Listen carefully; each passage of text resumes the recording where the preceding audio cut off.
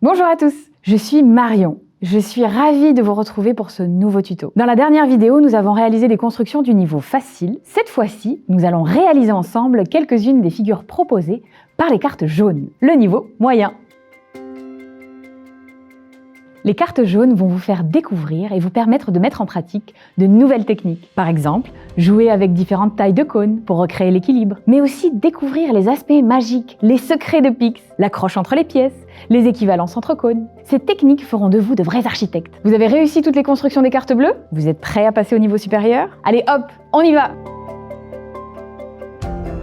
Comme j'aime bien commencer avec mes cartes préférées, je vais choisir le rhinocéros.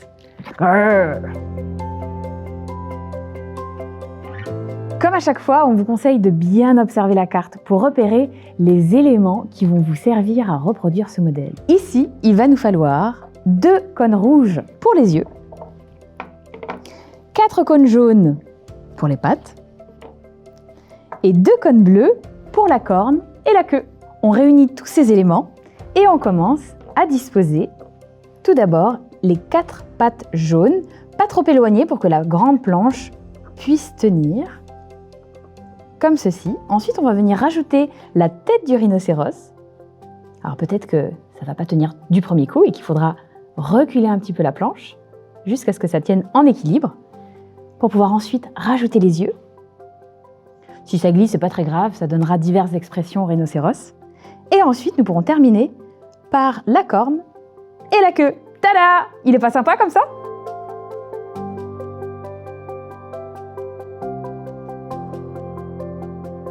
Passons à une construction d'une nature un peu différente avec l'escargot. Vous avez vu? Ici, on va devoir faire tenir les planches en équilibre sur la tranche. Prêt à relever le nouveau défi? C'est parti!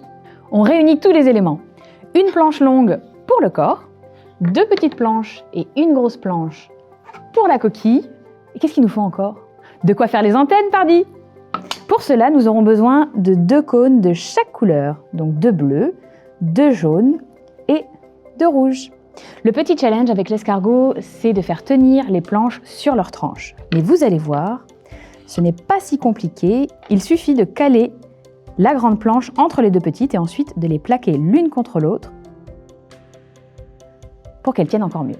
On rajoute ensuite les antennes en superposant les cônes les uns sur les autres. Et voilà, nous avons un escargot tout chaud.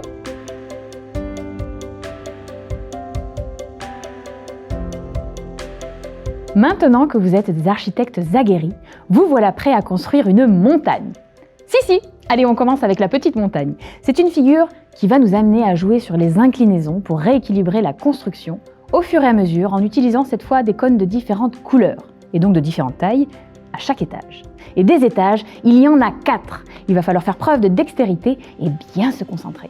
Alors de quoi avons-nous besoin pour construire cette petite montagne? Eh bien, nous allons avoir besoin d'un cône de chaque couleur pour construire la base sur laquelle nous allons venir positionner la grande planche.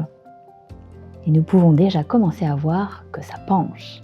Le petit secret, c'est de positionner un cône de grande taille sur la partie la plus basse de la planche et les cônes de petite taille sur la partie la plus haute.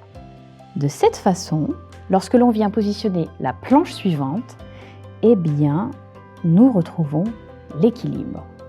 Allez, on continue avec 2 cônes jaunes et un cône rouge cette fois-ci. Ouh là là, ça commence à vraiment pencher. Mais on vous l'a dit, c'est tout le secret de Pix. Le silicone agrippe le bois et permet des constructions vraiment audacieuses. Allez, encore un petit effort, on est presque arrivé au sommet. On va rajouter 2 cônes jaunes, un cône bleu, et on y est!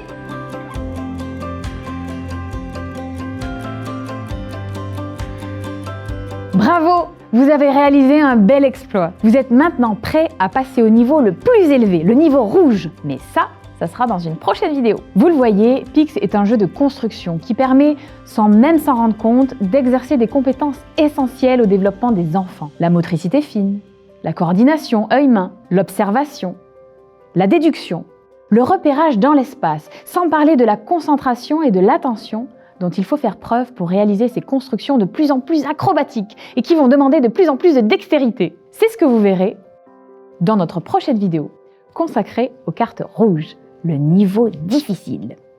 En attendant, entraînez-vous, jouez, bâtissez!